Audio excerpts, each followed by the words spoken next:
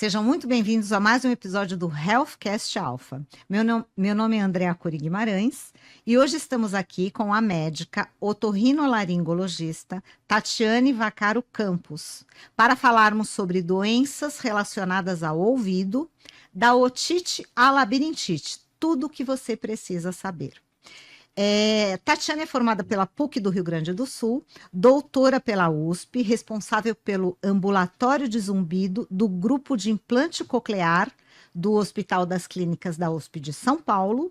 Atua há mais de 20 anos cuidando de adultos e crianças, com foco de atuação em problemas relacionados à perda auditiva, tontura e zumbido.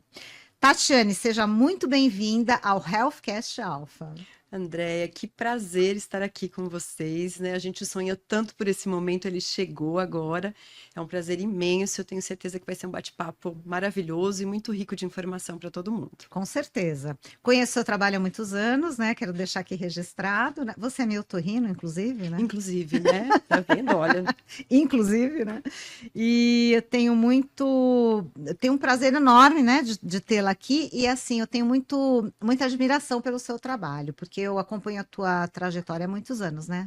A admiração é totalmente recíproca, né? A gente está caminhando juntas há muito tempo, às vezes mais pertinho, às vezes em paralelo, mas o importante é que a gente, cada uma no seu local de trabalho, consegue trazer coisas muito importantes para o público, né? Para os pacientes, e você está aí com tantos médicos maravilhosos, trazendo tanta informação legal. É isso aí. Vamos lá. Vamos começar? Vamos? Então vamos. Vamos começar falando, Tati, sobre o título da otite à labirintite, que foi sugerido, inclusive, por você, né? Explica pra gente o motivo pelo qual você sugeriu esse título. Então, a ideia é mostrar para as pessoas, né, como a otorrinolaringologia e talvez até principalmente os problemas otológicos, eles vão desde o bebezinho até um idoso, né? Não que uma otite só aconteça num bebê e uma labirintite só vai acontecer num público com mais idade, mas a gente vai transitar ali por diferentes públicos, em diferentes idades e muitas vezes um trabalho preventivo lá na infância vai cuidar dessa saúde auditiva, dessa saúde labiríntica lá no futuro. Então, da otite, que é a mais prevalente em criança, uma labirintite, que é um pouco mais prevalente na idade mais adulta, ela abrange todo esse cenário, que é o que eu também faço no meu consultório, né? Por mais que eu tenha um foco de atuação mais específico, né, em sintomas de otoneurologia, como você mesmo citou, perda de audição, tontura, zumbido, eu trabalho com otorrinolaringologia geral, desde o bebezinho até, eu falo que é de 2 dias a 102 anos, Que né? legal. Com esse foco de tratamento, mas mais do que tudo, orientação e prevenção, que eu acho que são fundamentais. Nossa, perfeito. Agora eu entendi o porquê do título, essa questão da cronologia. Gostei, foi muito legal esse título, né? Foi bem criativo, gostei muito. Tatiane, vamos falar agora sobre as crianças, né? Muita gente só pensa em audição quando o problema já está grande, né? Já está enorme, né? Já tem um problema muito mais sério. Como os pais podem perceber que uma criança talvez não esteja ouvindo bem? E aqui eu vou fazer um gancho aqui. Às vezes a criança parece desatenta, dispersa. Pode ser audição e não o comportamento? E uma das causas mais comuns nessa fase são as otites, né? Então, vamos começar pelo começo, né? Então, você falou uma coisa muito importante que é só dar atenção para a coisa estar muito evidente ou quando ela está com um problema muito maior. E na criança, em algumas situações, a perda auditiva ela pode passar despercebida, né? Às vezes, nem desatenção ela demonstra. Porque a criança, ela tem uma plasticidade neural tão grande que às vezes ela vai conseguindo se desenvolver apesar da deficiência. Então, assim, existem os marcos, né, auditivos, né, eu não vou listar todos aqui, mas tem alguns sinais para cada faixa etária que podem ajudar a gente a observar. Então, aquele bebezinho bem pequeno, né, então tem um reflexo muito importante que chama reflexo cócleo-palpebral. O que que é isso? O som entra aqui pelo ouvido, vai para a cóclea, que é onde tem a célula auditiva. Quando tem um som intenso, todos nós geralmente piscamos, né? Então, um bebê que bate a porta, ele não se assusta, não se mexe, não pisca, Isso já pode ser um sinal de alerta, né? Um pouquinho maiorzinho é um bebê que começa a balbuciar, começa a fazer barulhinhos, né? Então, também esse bebê que é muito quieto, muito calminho, não balbucia, também pode ser um sinal de alerta. Uma criança um pouco maior, aí acima de 6 meses, ela começa a reconhecer o próprio nome. Então, se o pai chama, né, Lucas, e ele não olha, não vira, opa, ficar atento também. Ele começa a repetir né, sílabas. Então, a gente fala, bububu, bababá. Eles costumam repetir. Também é uma coisa para ficar atento. Crianças já um pouquinho maiores, 1 a 2 aninhos, elas começam a aparecer os atrasos de fala, né? Então, é aquela criança que os pares já estão indo, as crianças da mesma idade, o priminho fala tudo, mas meu filho não fala. Tudo bem, pode ser só uma questão da criança ter uma imaturidade aí um pouquinho maior da parte do sistema auditivo, ou melhor, até neurológico, e tá tudo bem, mas já deve ficar atento, e quanto mais precocemente a gente avalia, melhor, né? Crianças um pouco maiorzinhas, 3, 4 anos. Um dado importante aí, né, acima dos 2 anos, 3, 4 aninhos, né? Uma criança em torno de 3 anos, ela precisa ser compreendida na sua fala por um estranho. Então, se o pai e a mãe falam, ela fala tudo, né? Eu entendo tudo, mas só o pai e a mãe entendem, tem um problema aí, tá? Crianças maiores, então, pode ter troca de fonemas. Uma criança que prefere ficar pertinho do professor, não consegue, não se dá bem com barulho, se irrita muito facilmente, isso em qualquer faixa etária também. Então, uma criança que se irrita por tudo, às vezes ela não consegue identificar que a dificuldade é compreensão, né? Já mais na fase de alfabetização, então, dificuldade de aprendizado pode ser um sinal também, né? Porque é isso, a criança ela não sabe o que que é normalidade. Então, às vezes, ela não sabe dizer, a menos que ela tenha ouvido de forma normal e ela passa a ouvir mal, ela não sabe dizer para a mãe e para o pai, eu não estou ouvindo, Tudo a ver. né? E aí, obviamente, tem também os exames que são feitos lá na parte neonatal, é feito o teste da orelhinha, né? Que são as emissões otoacústicas, que vai avaliar. Se a criança tiver risco, ela tem outros exames que vão ser feitos, acho que não cabe aqui a gente detalhar isso. E uma coisa que eu sempre recomendo é, uma criança, mesmo que se desenvolveu tudo bem, fazer uma audiometria na entrada do Fundamental 1, mesmo que ela não tenha queixa. Perdas auditivas unilaterais ou perdas mais leves podem passar como aquela criança, como eu falei, que não tem queixa nenhuma, mas ela vai com mais dificuldade, só que ela é tão boa que essa dificuldade não aparece, né? Entendi.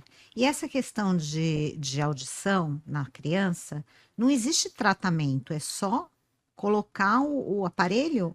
Não, na verdade depende do tipo de perda. Até você falou, né? As otites são causas importantes, né? Então, assim, se a gente pensar na faixa etária pediátrica, tá? A otite vai ser um fator que pode estar relacionado a uma perda de audição, porque ela é bastante prevalente nessa faixa etária, né? Só que a otite média aguda, que é aquela dor de ouvido, ela geralmente vai dar uma privação auditiva temporária durante esse período de dor, né? Mas aí a gente às vezes vai para um outro lugar, que é a otite serosa, que é a otite que persiste ali. Mas depois a gente pode falar melhor nesse assunto. Mas voltando, então, depende do tipo de perda, o tipo de tratamento que vai ser feito. Então, se o meu problema é na condução do som, eventualmente eu posso ter tratamentos cirúrgicos para fazer, né? Legal. Se o meu problema é na recepção do som, é lá na célula auditiva, no nervo auditivo, principalmente na célula, que é o mais comum ali também, dependendo do grau, é possível que eu corrija com o aparelho. Se eu tiver uma perda severa profunda, o aparelho, por melhor que ele amplifique o som externo, eu não vou ter capacidade de captá-la na minha célula para mandar para o cérebro. Então, é onde entra o implante coclear em algumas situações, né? Então, o que vai determinar qual o tratamento é o tipo e o grau da perda de audição que ele tem. Nossa, perfeito, perfeito. Tatiane, falando em otites, eu fiquei sabendo que existe um tipo de otite que pode não causar dor, mas causa perda de audição. Você já falou, já meio que falou sobre isso, né? Isso, então, é exatamente isso. Então, a É. otite serosa, o que que acontece? Então, existem algumas condições anatômicas que podem favorecer. Então, só para explicar um pouquinho melhor, a otite serosa seria o catarro dentro do ouvido. Ah, Ele está lá atrás da membrana timpânica. dá a impressão que é cera, né? Isso, é totalmente diferente de cerumen, que é aqui fora e que você limpa no consultório, né? Então, é uma secreção que fica retida atrás da membrana timpânica, e com isso ele impede a chegada adequada do som no órgão receptor lá, que é a célula auditiva, tá? E essa otite serose, então, ela pode acontecer após episódios de otite média aguda, teve pus, tratou, melhorou o pus, ficou catarro. Esse catarro, ele pode ficar aí por um tempo. Só que se ele fica de forma crônica, né, ele perdura por mais que 3 meses, ou qualquer resfriado, a criança acumula essa secreção e ela não absorve rapidamente, a gente vai para esse tipo de otite, que é a otite média serosa, né, que é um muco, e que pode realmente não ter dor, só ter privação auditiva.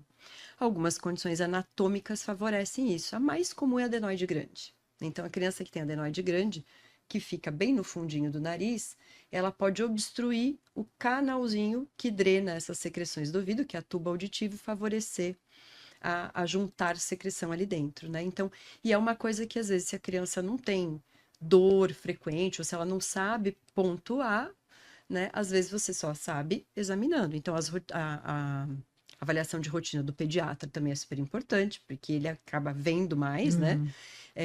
E se você já tem um histórico de ter tido, né? Sua criança já tem um histórico de ter tido otite, levar para o otorrino também fazer esse segmento. Perfeito. Explica pra gente, a adenoide tem a ver com a garganta, né? A amígdala são essas estruturas que a gente tem na garganta, né? As duas estruturas ali. A adenoide é uma estrutura... Ele é um tecido que ele pode hipertrofiar, ele é normal do nosso organismo, mas quando ele está aumentado, ele pode causar problema, mas ele fica no fundo do nariz, não é visível a olho nu, né? A gente precisa fazer o exame de imagem, raio-x não é o mais indicado, o exame melhor é a nasofibroscopia, que é aquela câmerazinha que introduz pela narina e consegue visualizar não só o tamanho da adenoide, mas se essa adenoide tem secreção crônica, se essa adenoide está obstruindo o ducto da tuba auditiva, a relação com o tamanho do crânio da criança, então é o exame superior. Perfeito. Legal. Em que momento vocês, otorrinos, pensam em colocar o tubinho no ouvido? Entendi. Então, o tubinho, né, o famoso tubinho, é o tratamento da otite média serosa quando ela não resolve. Então, em geral, assim, quando persiste por mais de 3 meses, você faz otoscopia anti-alteração, e no exame de audiometria isso está reduzindo a audição da criança, pode ter no adulto também, mas é mais difícil a gente ter otite serosa no adulto. Você tem indicação de colocar o tubo de ventilação. Uma outra situação são crianças que às vezes até ela não fica 3 meses, mas ela faz infecções de repetição, que seriam mais de 3 episódios em 6 meses ou 4 episódios em 1 ano, e depois disso ela fica um tempo de serose. Então, entre infecção e serose, ela passa quase o ano todo com algum grau de privação auditiva. E algumas situações especiais. Então, só para a voz voltar, que é o normal, né? Então, por exemplo, a criança ela já tem um atraso de desenvolvimento de fala por outros motivos, ela tem um déficit sensorial, uma criança que tem baixa visão. Então, mesmo que ela não fique o tempo todo com serose, mas o período que ela fica, o impacto é muito maior, né, para o processamento auditivo, para aquisição de linguagem. Então, em alguns casos específicos, a gente não segue exatamente essa regra, né? Agora, esse tubinho, ele é um tratamento que você tira depois de um tempo ou é uma coisa que é tipo cirúrgica? É tratamento cirúrgico, Ah, tá. né? A membrana timpânica, ela é o fundo do canal auditivo, né? Então, a gente tem aqui o canal, no final tem uma parede que é a membrana timpânica, a secreção está aqui. Então, por microscopia ou visualização com endoscópio, a gente vê isso aqui, faz uma lancetagem, um furinho, aspira essa secreção e introduz essa peça que lembra um carretel de linha bem pequenininho, e que ele fica uma parte para dentro da membrana timpânica e outra parte para fora. Ela tem um furinho. Ah, tá. Através desse furinho, o ar consegue entrar, cicatrizar esse tecido. E esse tubo, pela regeneração da membrana timpânica, ele vai sendo expulso para o canal auditivo espontaneamente. Que bacana. Então, você não precisa reoperar para tirar. Que legal. Raros casos que o tubo não sai, tem que reoperar, mas é muito raro. Então, lá pela centro do segmento, o tubinho tá aqui no canal e a gente tira como se fosse tirar uma Que cerinha. legal, é super legal ter essa solução, né? Sim. Muito legal. Pensando agora nos adolescentes e até nos esses são adultos, baratos, imagino. A gente vive com fone de ouvido, né? O uso de fone realmente pode causar perda auditiva. E fazendo um gancho aqui, existe um limite seguro de volume ou tempo, né, de exposição ao ruído? né? Então, assim, isso é um mal do século, eu diria assim, né? Os ruídos em excesso. Então, o que que a gente tem que pensar do fone, né? O problema não é o fone em si, é o volume que a gente usa nesse fone. É, e o fone de ouvido, ele é prejudicial no sentido de que toda essa intensidade sonora, ela está sendo jogada lá dentro do ouvido, muito perto da célula auditiva, diferente de um som externo, que vai dissipando, né? E vai chegar com uma intensidade um pouco menor aqui. Então, toda aquela intensidade está chegando com tudo. Então, assim, relativamente seguro, né? A gente tem a regra do 60-60. Então, é usar 60% do máximo de volume daquele aparelho que você está usando, então do seu celular, de onde você está conectado com o fone, 60%. no máximo 60%, Tá. e no máximo 60 minutos contínuos, né? Então, 1 hora, e aí você dá um intervalo. 10, 15 minutos de intervalo. O ideal ainda é que a gente não ultrapasse, não use muitas horas, né? Então, mesmo dando intervalo, que a gente não fique 2, 3 horas, tá? Mas tem pessoas que têm que trabalhar. É, Então, num volume baixo, né? Uma intensidade pequena, os melhores são os fones de concha, isso eu não né? sabia. Porque eles atenuam mais o ruído Faz externo. sentido. Então, você não tem que É. ficar elevando o volume do equipamento para brigar com esse som externo, né? Fones com cancelamento de ruído, em algumas situações, pode ser interessante Nem também. sabia que existia. Então, ele tem, né, fugiu agora o termo, né? Mas ele tem uma aplicabilidade lá nele que ele Interessante. consegue fazer o cancelamento. Então, você consegue com um som bem baixo, ter qualidade auditiva e não ter competição sonora. Um parêntese só sobre os fones de cancelamento de ruído, né?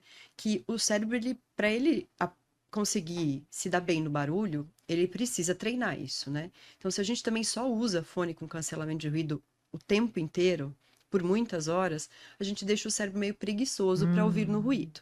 Então, é só um cuidado, assim, né? Mas uma situação, eu vou correr, né? E vou correr, gente, numa pista segura, tá? Fone de ouvido na rua é muito perigoso, tá? Você precisa ouvir o carro, você precisa alguém buzinando, né? Ainda mais com carros elétricos. Exatamente, que já tá complicado para isso também. Então, assim, mas você vai, sei lá, vai para academia, que é seguro, vai correr numa pista segura, aí você tem ali o seu fone com cancelamento, não vai ter aquela competição, vai ser muito mais seguro. É interessante. Legal. E Aí eu queria gostei do fazer, 60-60. é, e eu queria fazer agora eu vou olhar para você, adolescente, que eu não sei se você vai ver esse podcast, mas a sua mãe vai ver, Ele vai ver, sim. né?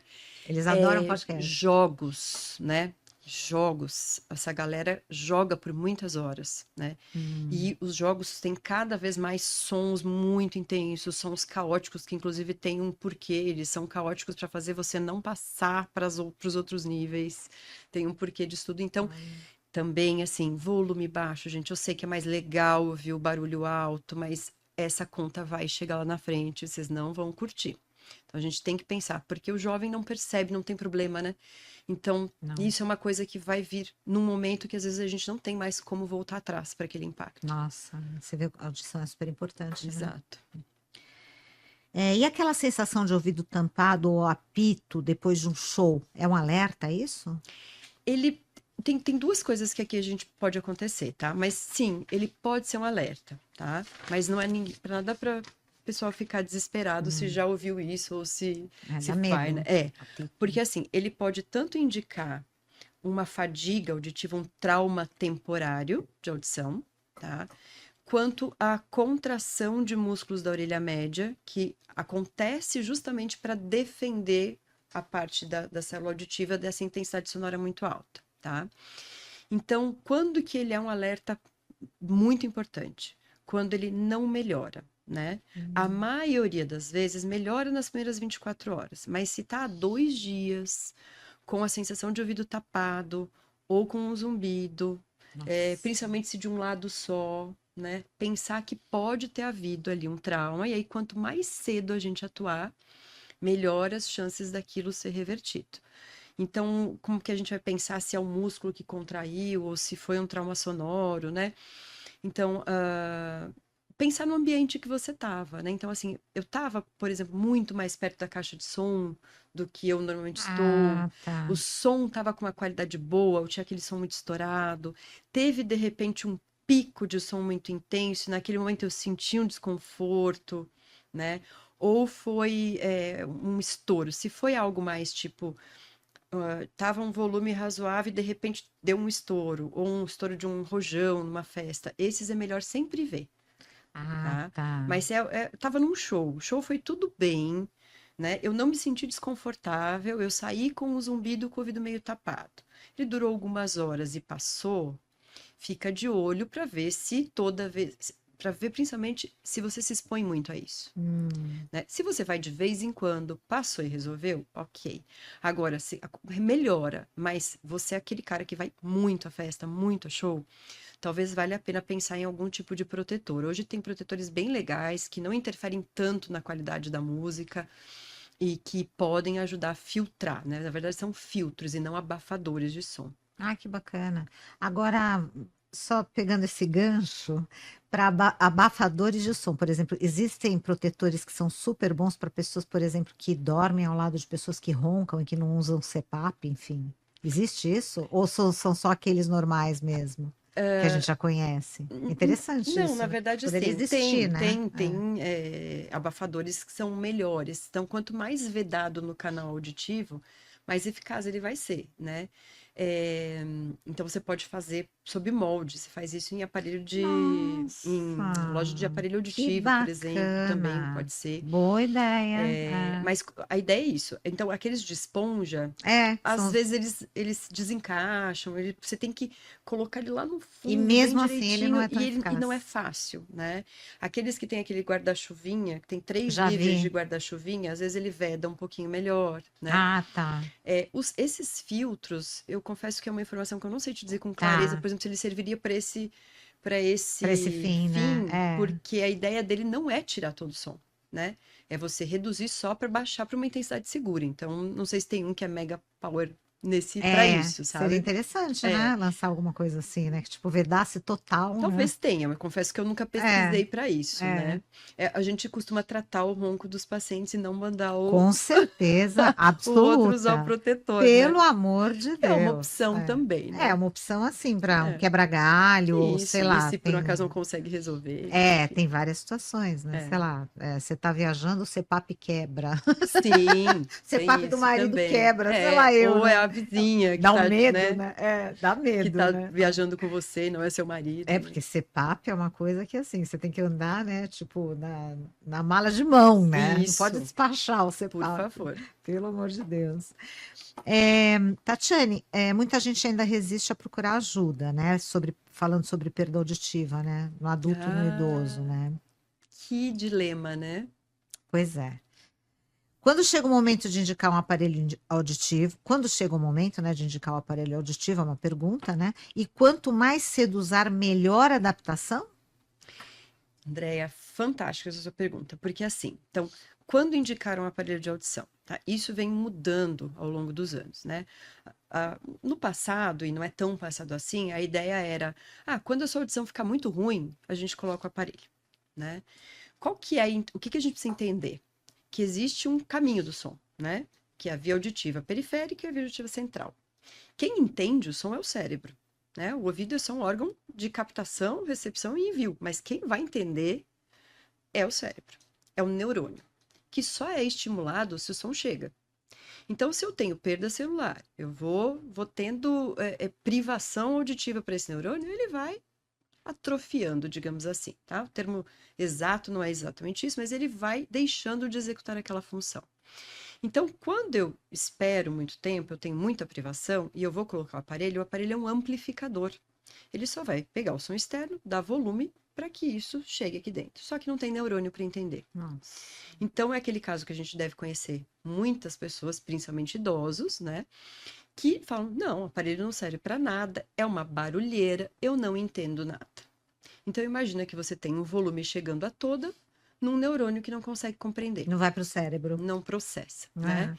Então, a ideia hoje, tá? As orientações, inclusive, da Organização Mundial de Saúde, tudo, é protetizar mesmo perdas leves que já causem algum impacto. Então, óbvio que isso também vai depender um pouco do da rotina do indivíduo, né? Agora, perdas a partir de moderadas já tem indicação de protetização para todo mundo, tá?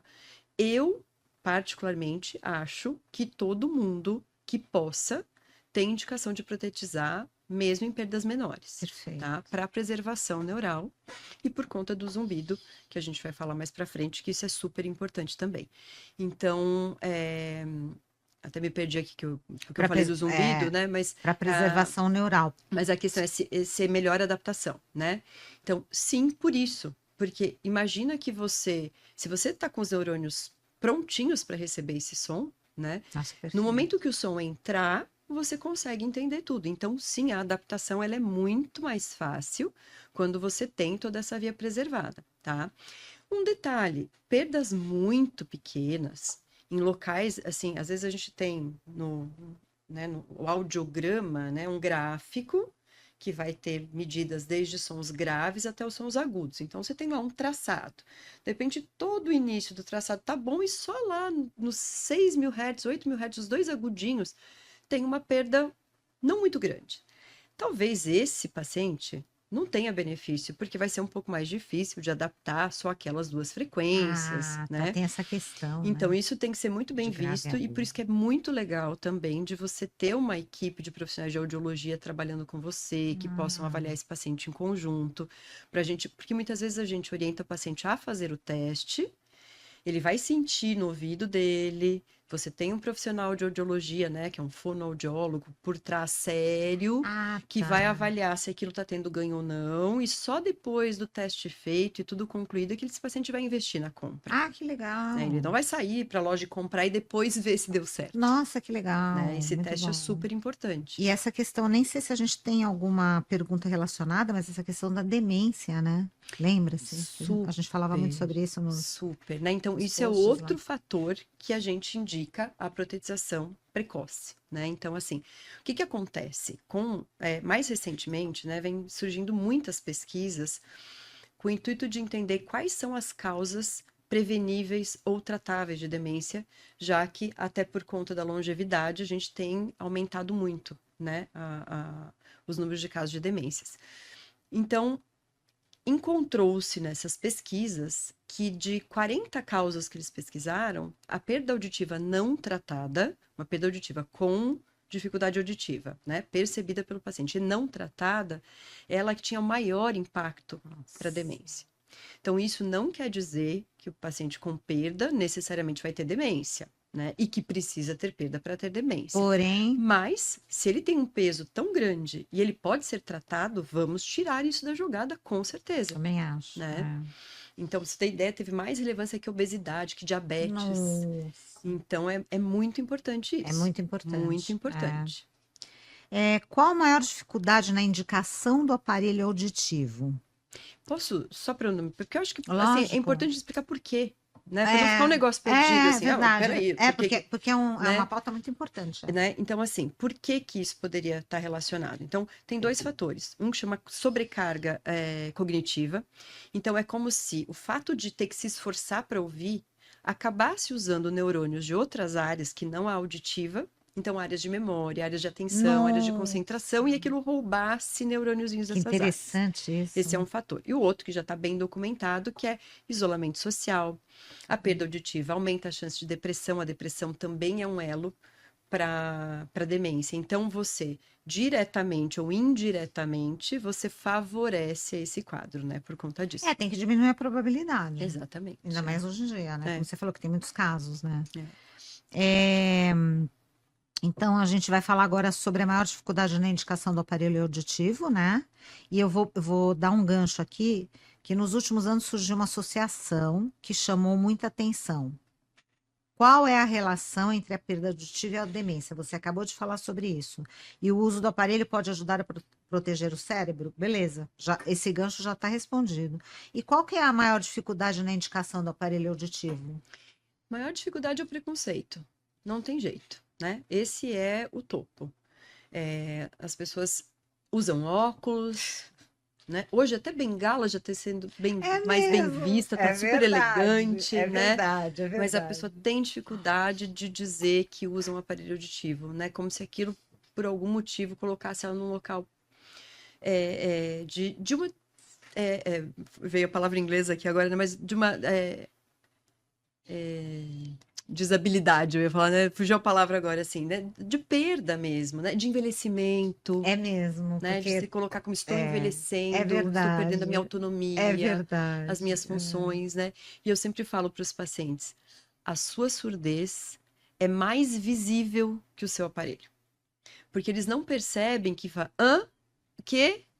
Ou você falar uma coisa e ele responder outra, é muito, às vezes, mais perceptível do que um aparelhinho pequenininho, que mesmo os retroauriculares, hoje em dia, eles são tão pequenos, e tem um fiozinho transparente aqui assim, então o homem de cabelo curto, às vezes você não Nossa, vê que ele está usando o aparelho.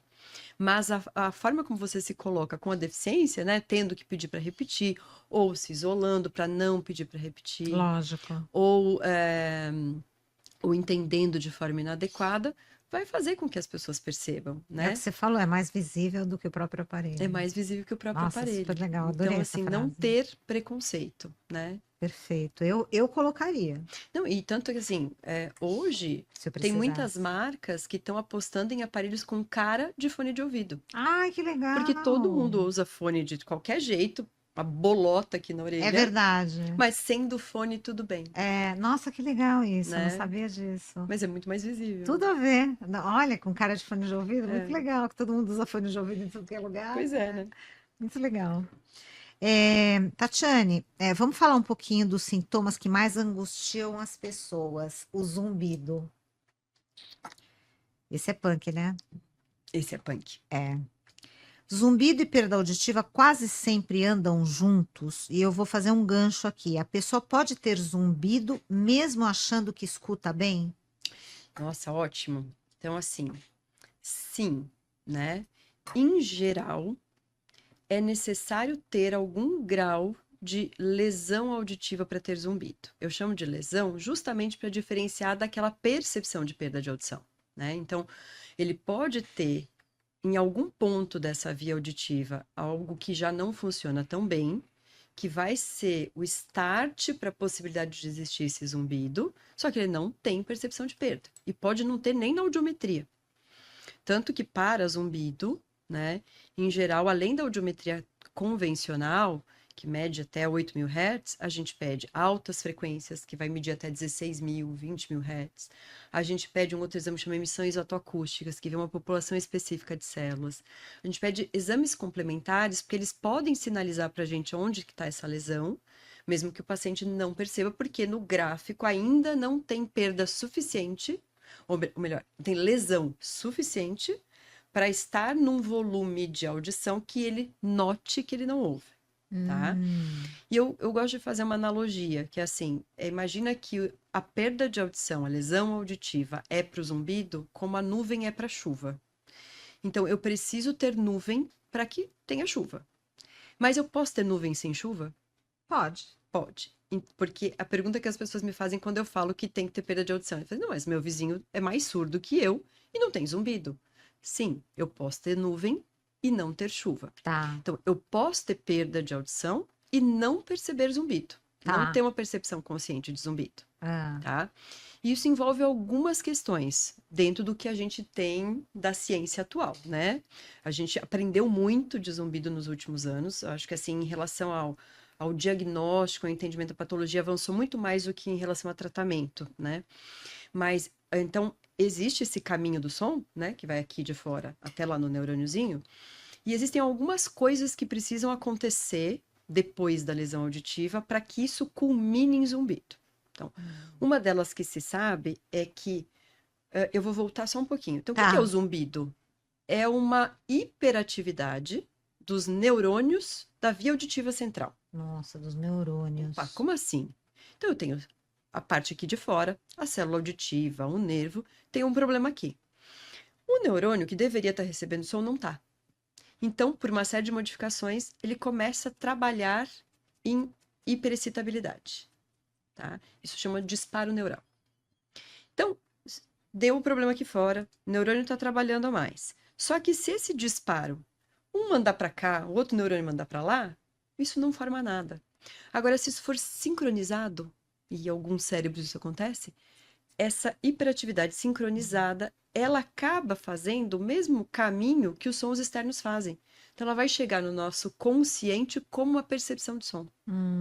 Tá? Então, isso é um fator. Então, por isso que vai ter gente que vai ter perda, vai ter hiperexcitabilidade, mas não vai perceber zumbido porque essas sinapses foram diferentes. Tem uma outra coisa que também pode favorecer a ter ou não percepção de zumbido. Então, eu posso ter esses neurônios trabalhando muito rápido, mas tem uma área do meu cérebro que filtra todas as informações que estão acontecendo e que faz chegar na consciência algumas coisas e outras não. Então, esse filtro de algumas pessoas também não é o buraquinho é maior, né? Deixa passar muita coisa. E aí eu começo a perceber o zumbido. Nossa. E aí o que é uma coisa muito interessante. Depois que eu percebo, conscientemente começam a acontecer outras coisas, que é a minha reação ao zumbido.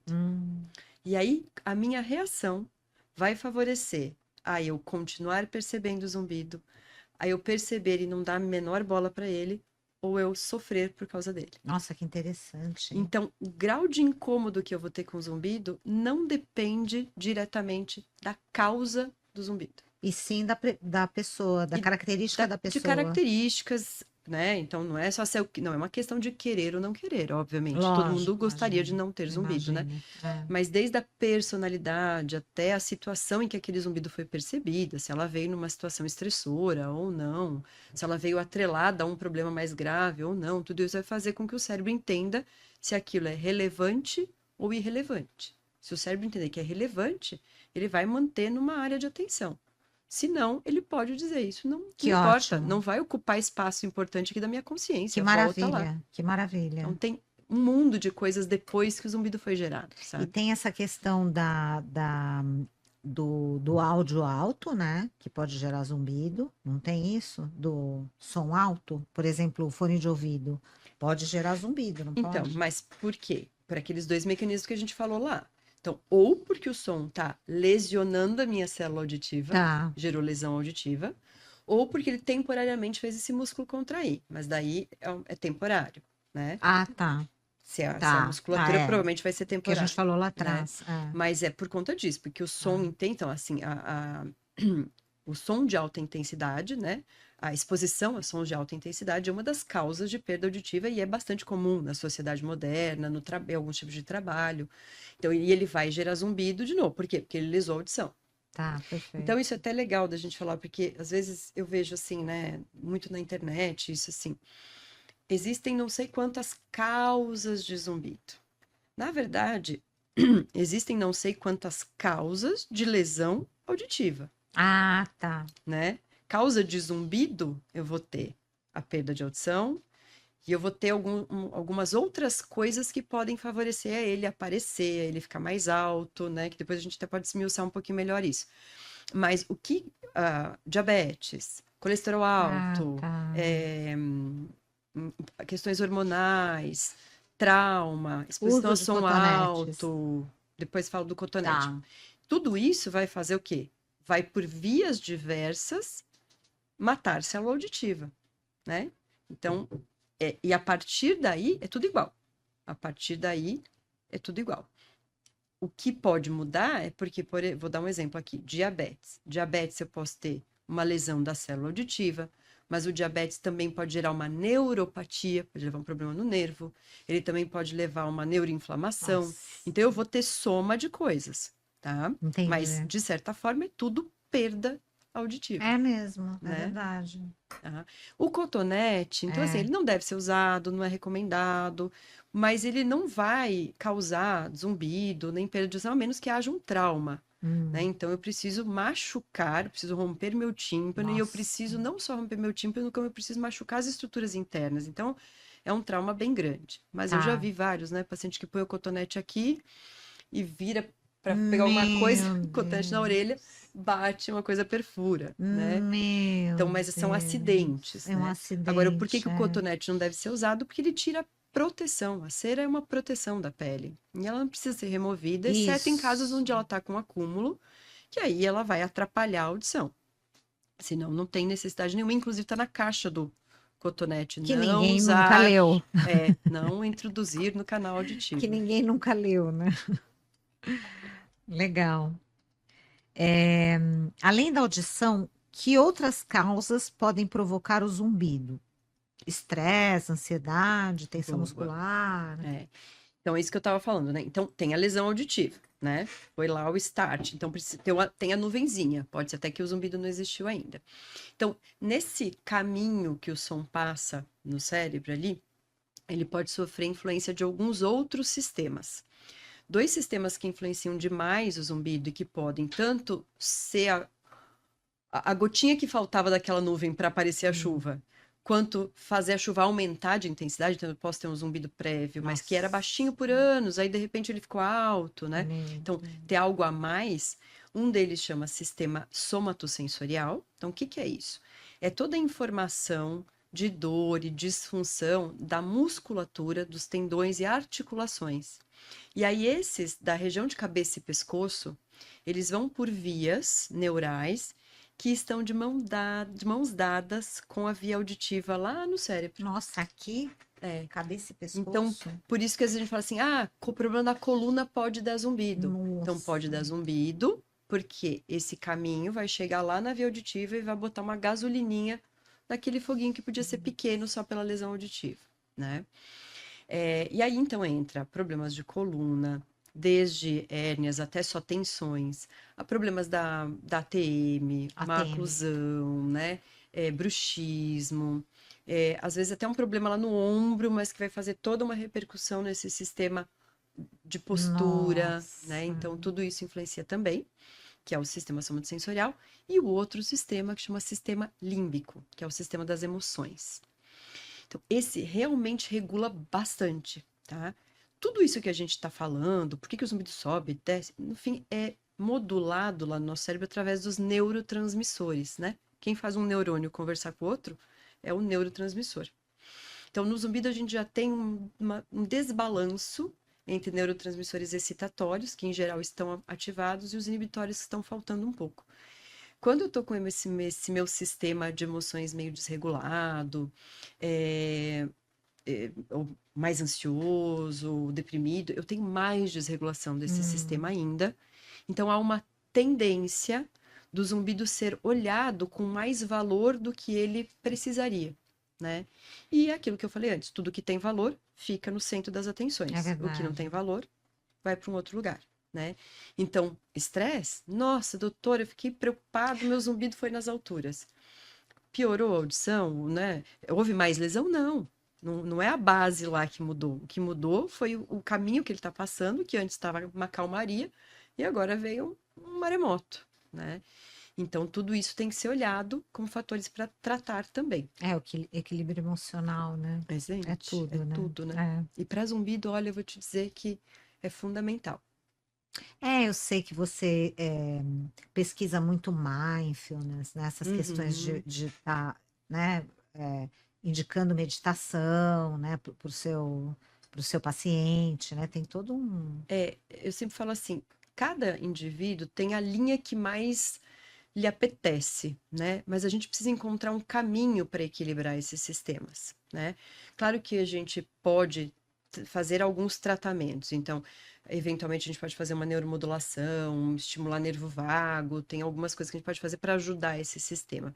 Mas a ideia é como que eu vou fazer isso vingar no meu dia a dia, né? Então a gente precisa aprender a como regular todas essas emoções, né? Então, o problema ele não vai deixar de existir na vida nunca, né? Então, um dia eu vou ter uma doença, no outro dia eu vou ter um problema na minha família, no outro dia vai acontecer uma coisa importante no meu trabalho, e a gente vai vivendo assim. Mas como a gente vai conseguir passar por aqueles momentos, né, sem que a nossa saúde esteja completamente bagunçada? Vai impactar? Sempre vai. Ninguém vai passar aqui em brancas nuvens, né? Imagina, Mas eu preciso conseguir que aquilo não me desestruture. Então, tem gente que vai ser mindfulness, que eu gosto muito, porque é uma forma de meditação que não fica com aquela ideia de não pensar em nada, né? Na verdade, é foco, né? É atenção plena, aprender a estar pleno naquilo que eu preciso estar pleno, né? Pode ser escovar os dentes, Pode ser o que eu tô né? fazendo aqui, né? Eu tô aqui, eu tô te olhando, Tomando né? água, Então, assim, né? eu não tô dispersa, eu não tô pensando no que eu vou fazer depois, né? Então, é focar no aqui e no agora, de forma que o que não deveria estar me ocupando, e o zumbido invade muito, né? Então, ele não me tire dessa atenção, né? Então, é uma estratégia muito Muito legal, legal, né? né? Ela também não está vinculada a uma religião, então, às vezes tem isso, né, uma meditação mais para a linha mais budista, mas então, não tem, né? Então, isso atinge qualquer pessoa, qualquer público. Mas às vezes eu mando dançar, às vezes a pessoa ama dançar. Que legal! Dançar é o que Gostei. faz ela ficar em êxtase. Muito Cara, legal. que é uma coisa que vai regular mais neurotransmissor do que estar Nossa, feliz, atividade física estando né? feliz. Do que uma dopamina Nossa, é saudável, mesmo. né? Então, então não é sempre que vai ter uma meditação. Tem gente que não consegue meditar de É jeito nenhum. mesmo. É. Tá bom? Então vamos correr, vamos fazer musculação, vamos dançar, mas vamos encontrar um lugar que aquele é o seu lugar, né? Perfeito. Aquele é o seu lugar de regulação, né? É. Rezar. Tem gente que tem uma Verdade. fé muito grande. Vamos abraçar a fé, gente. Né? Tem um monte de estudo lindo de ciência que mostra que ter fé, independente no que você tem fé, isso modula completamente Lindo, seus né? neurotransmissores. E aqui só um gancho bem rapidinho. Aham. Eu tava ouvindo um podcast muito legal esses dias com a Candice Pome Ah. sobre longevidade. E Ai, eu gosto adoro de falar esse isso porque assim, tema. eu achei fantástico. Ela falou assim, tem uma pesquisa que mostra que idosos que são otimistas em relação ao envelhecimento, eles vivem em média 7 anos a mais Que do que os delícia, que outros. bárbaro. Então, assim, é E isso. vivem Vamos bem. olhar bem, melhor. Então, vamos tentar olhar o copo mais cheio, né? Meio Boa. cheio. Meio cheio. Não é fácil, mas é possível de ser aprendido. E eu acho que é um exercício diário. É um exercício diário. Mas não é um estalar de dedos e dizer, eu vou amanhã. Amanhã Não, vou não virar otimista. Não é. E talvez você nem deixe de ser um pessimista, mas você consegue se educar a trabalhar de outra forma, começar a ter uma visão de outra forma. Super importante para a Muito, vida, para demais, tudo, pra né? tudo. Tatiane, vamos falar de zumbido sintoma versus zumbido doença, Legal, né? legal.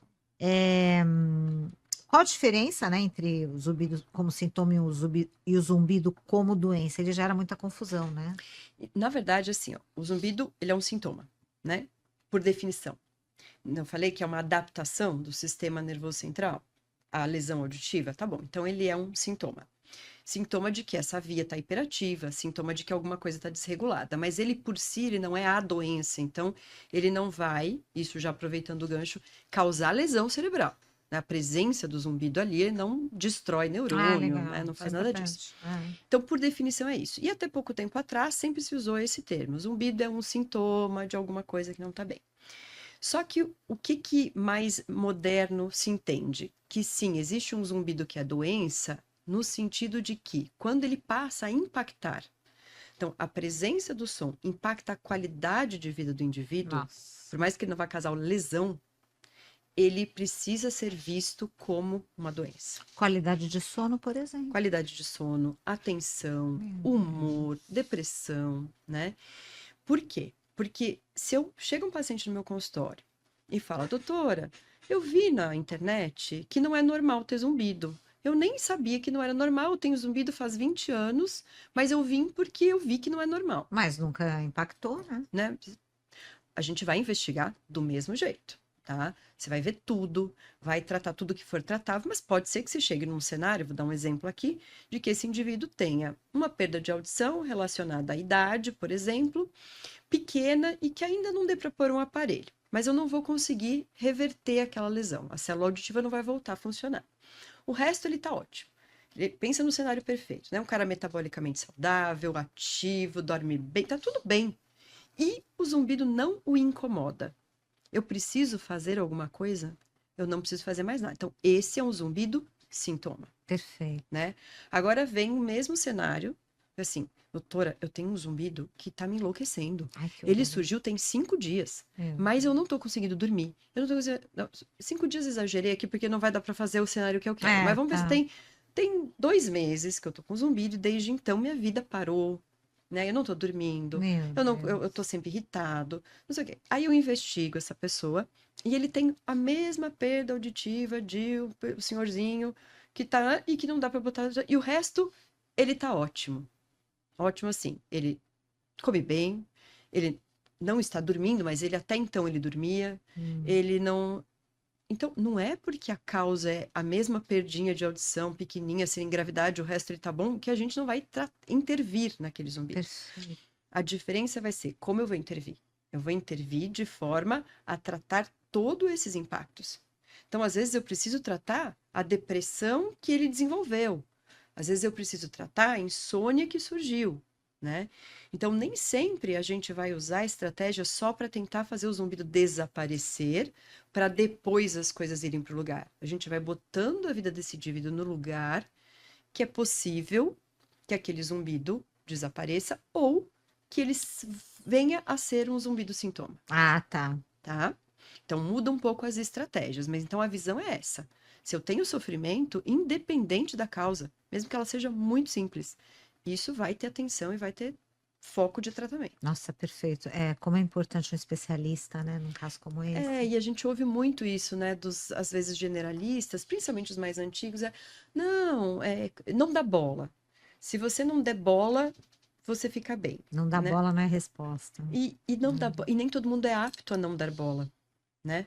É uma questão individual ali. Se o cérebro fosse, se ele conseguisse sempre não dar bola, Que escolher o não ótimo. dar bola, o paciente às vezes nem iria ao médico, O né? paciente não precisaria nem de uma Não terapeuta, né? precisaria. Não Isso, dar bola, né? Então, exatamente. pronto, tá É, tá fácil. fácil, né? Então não é assim. É.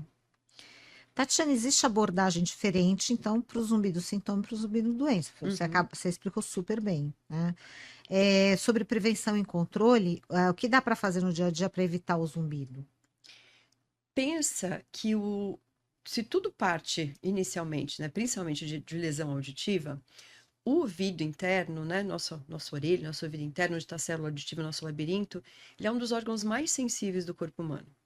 Então, quanto mais saudável eu estiver, melhor vai estar meu sistema. Eu vou envelhecer, obviamente, eu vou perder célula, mas eu vou ter nada mais agravando isso, né? Então, é níveis ótimos metabólicos. E aqui, para ouvido, a gente é chato. O bom não é só bom. Aqui a gente precisa do ótimo. Hum, Então, às vezes, alguns pacientes também não melhoram porque eles não conseguem chegar. Ou melhoram, não. Às vezes o zumbido não desaparece, sei lá, né? Porque. Também porque às vezes o ótimo é difícil de alcançar, tá? Mas, de novo, a gente volta para o zumbido incômodo, zumbido doença, doença e zumbido zumbido sintoma. sintoma, né? Se ele tá com níveis bons e tá tudo É. bem. Mas é isso. Então, metabolismo, o que que é? Níveis bons de colesterol, níveis ótimos de preferência, de Perfeito. glicemia, hormônios em ordem, sem falta e sem excesso, tá? Não precisa ficar se entupindo de coisa, Perfeito. porque o excesso também é danoso para esse sistema, Importante né? falar isso.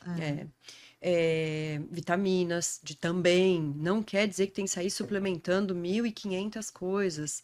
Então, assim, você é uma pessoa idosa que não consegue ter uma absorção legal de nutrientes, talvez você precise de uma suplementação maior. Agora, você é um cara jovem, o intestino funciona legal, você come bem e seus níveis estão bons, talvez você não precise ficar suplementando um monte de coisa, né? Mas a ideia é esse sistema todo organizado, ruído, evitar exposição ao ruído. Se você trabalha com ruído, tem que usar o equipamento de proteção individual direitinho, o tempo todo, os fones que a gente já falou, né? Então é basicamente estar saudável, sono, porque o sono é o detox cerebral, né? Então ali procurar ter um sono saudável e trabalhar essa mente para que o cérebro nunca entenda o zumbido como algo danoso, Ai, né? que legal. Tá ali na vibe legal, né? Então No trabalhar essa equilíbrio. cabeça de forma legal também, que isso é fundamental para a saúde. Muito legal. Tatiane, a gente está chegando no final, né? Que é Oh, bom durar pouco. oh, Pois é. eu me empolgo aqui, eu falaria umas 3 horas, Não, e né? eu também, né? Olha, a gente precisa marcar um um episódio para falar sobre tontura, Faremos. que é super importante, Uhum. né? Falando só brevemente em tontura, nem toda tontura é labirintite, Ai, adoro né? Então é isso, assim, ó. esse Labirintite é uma jargão. inflamação, você tá tonto, procura preferencialmente um especialista, porque senão você vai sair com uma receita de um remédio pro labirinto, que talvez ajude, mas na maioria das vezes não vai melhorar, ou vai passar e depois você vai voltar. Então, é um tontura, esse sim é um sintoma de alguma coisa, que pode ser desde o labirinto, o cerebelo, o pescoço, glicemia, colesterol, tudo isso que a gente falou para Nossa. zumbido cabe um pouco para tontura. É E, isso, ponto. e tontura também precisa ser tratada com um especialista. Também. É isso aí. É. Bom, vamos lá. Você quer deixar uma mensagem final para os pacientes? Breve, né? Eu acho que assim, prevenção é tudo, né? Então, um acompanhamento, né? A atenção aos sinais que o corpo dá. Buscar saúde sem neura, né? Saúde com equilíbrio físico e mental, atividade física, otimismo para a vida, né? Lembrar daqueles velhinhos otimistas que eles envelhecem melhor. Nem me fale. Não ter Meu preconceito, Deus. né? Não ter preconceito se a gente precisar fazer um tratamento. Não ter preconceito se a gente precisar fazer uma psicoterapia para ajudar no zumbido, né? Às vezes o que a gente precisa é resolver todo esse sentimento. Então, acho que essa é a minha mensagem, assim. Não Muito ter legal. preconceito aos tratamentos. Muito legal, perfeito. Foi um prazer. É meu imenso. Prazer mesmo. Ficaria aqui mais 1h30. Com certeza. Né? Sigam Tatiane Vaccari e o Healthcast Alpha nas redes sociais, aqui no GC. Os episódios vocês podem assistir na mídia eletrônica, no Alpha Channel TV, canal 22, exibido diariamente às 10h30 da manhã para todos os assinantes da Brasil Tecpar TV Alphaville. Se você não for assinante, assista toda a programação através do site e YouTube, ao vivo no Alpha Channel TV, alphachannel.tv.br, gente, não é com BR, não. E também no streaming da Soul TV, canal 322. Também nos canais do YouTube, Tatiane Vaccaro Campos e Healthcast Alpha, e nas principais plataformas de áudio do Healthcast Alpha, Spotify, YouTube Music, Apple Podcasts e Amazon Music. Obrigada a todos pela presença e até o próximo episódio.